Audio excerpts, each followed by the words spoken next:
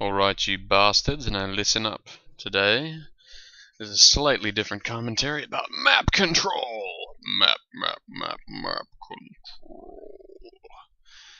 The whole point of which being, on certain maps, which are objective-based, you need to know how to control the map and make sure that idiots, and mostly your enemy, but sometimes your allies, but again, mostly your enemy, do what you need them to do, which in this case is lose and stay off the flag, which can be accomplished very easily on this particular mode because there's only one rocket and it's in a very easily defensible location. Honestly, it would have been a lot better if they'd put it at the top, but you know, EA will be easy.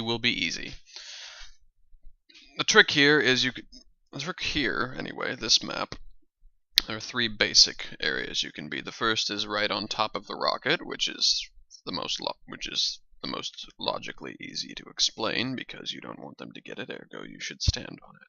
The other one is up here, which gives you a better view of the area in front to the left.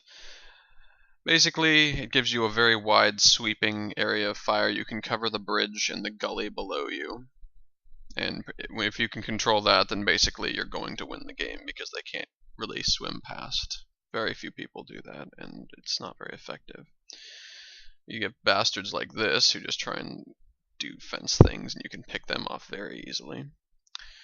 The third area, and you get moron snipers who try and come up here to snipe, which is a perfectly fine idea, as long as you make sure to check your zones, which is to say the areas immediately in front and to the left of you.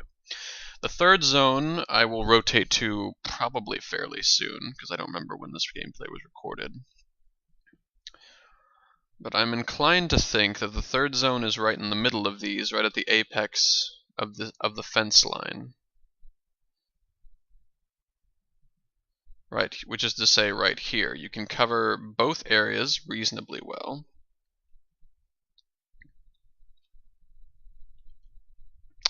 Which is important. For instance, you have this. If you do left like I'm doing right now, you can cover the area behind the fences. But if you rotate over here, you can cover up there without being overwhelmed or flanked.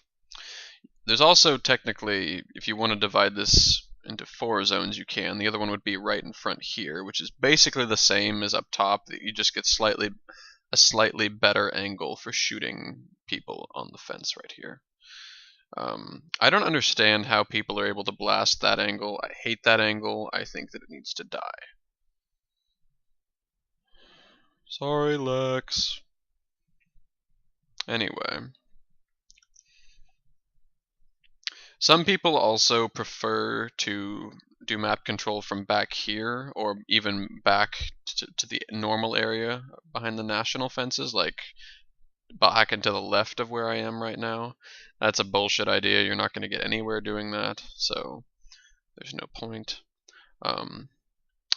That basically sums up map control for the Nationals on this map. The same thing can be said of the Royals, honestly. It's the same thing in reverse. The only difference is being you do not have a wide field of fire in the middle because the National side is almost all buildings.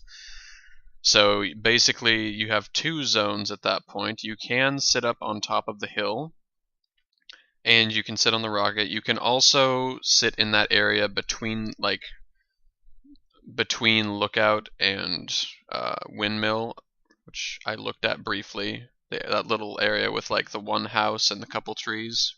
That's a good area to sit in. That's a good mid zone. The enemy did not put up very much, or their resistance was futile for this map, so this made this tutorial somewhat easier. A lot of this will seem somewhat